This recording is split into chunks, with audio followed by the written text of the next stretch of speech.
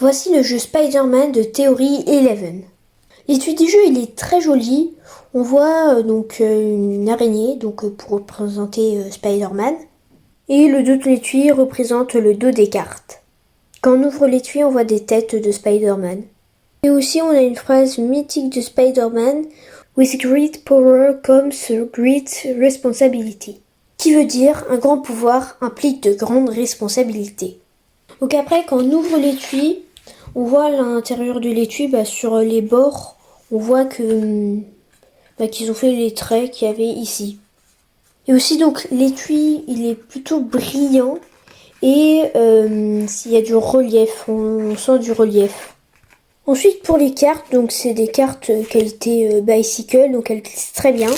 On peut faire toutes les manipulations possibles avec. Ensuite le dos, donc on voit des têtes de Spider-Man, ici, là, là, là. Et on voit ici des espèces de pinces mécaniques qui font référence à l'un des Spider-Man, je sais plus combien. Sur les cartes, chaque point a une toile d'araignée. Donc je vous la montre. Le trèfle, le pic et le cœur. Ensuite nous avons les as et les figures. Donc sur l'as de pique, on voit 3 Spider-Man qui sortent à moitié de portail. C'est donc par rapport au multiverse. Et je crois qu'il y a 3 séries de films, et donc chaque Spider-Man. Bien sûr, je dirais peut-être des choses fausses, donc n'hésitez pas à me corriger dans les commentaires. Ensuite, on peut voir une phrase: Trust your tingle. Donc après, il y a plein de détails, des toiles d'araignée, une araignée et plein de traits. Alors, l'as de cœur, je sais pas trop ce que ça représente, dites-le moi en commentaire. L'as de trèfle non plus, je sais pas. Et on a donc l'as de carreau où on a la tête d'Iron Man. Donc il apparaît dans l'une des séries de films. Ensuite, les pics, le roi de pique, de Spider-Man. Je ne saurais pas dire de quel film ils viennent, mais de Spider-Man. Ensuite, on a la dame de pique, je sais pas qui c'est.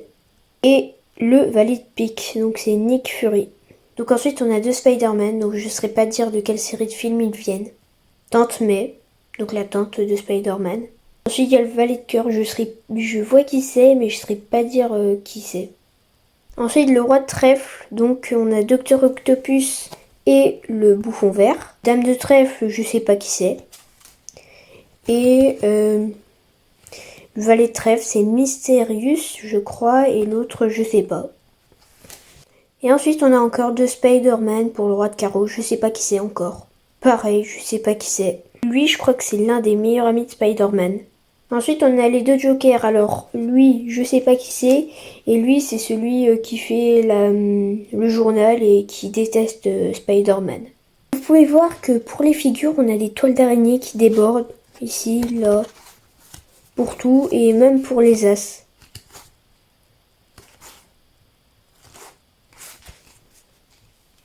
C'est un petit détail sympathique. Donc, je vous l'ai dit, les cartes sont de très bonne qualité. Elles vont durer dans le temps.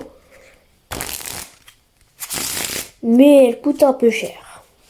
Niveau utilisation de ce jeu, il n'y a pas vraiment de conditions où on utilise ce jeu, sauf si on veut faire un spectacle sur Spider-Man, et là on pourrait utiliser ce jeu en présentant les valets, les personnages. Ou alors si vous avez des personnes que vous connaissez qui aiment bien Spider-Man, vous pouvez sortir ce jeu pour faire des tours, au lieu d'un jeu classique.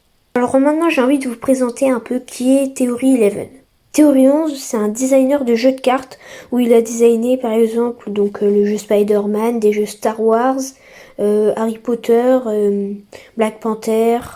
Il a designé un peu tout du Marvel, du Disney et il fait aussi d'autres films divers comme je crois Charlie et la chocolaterie.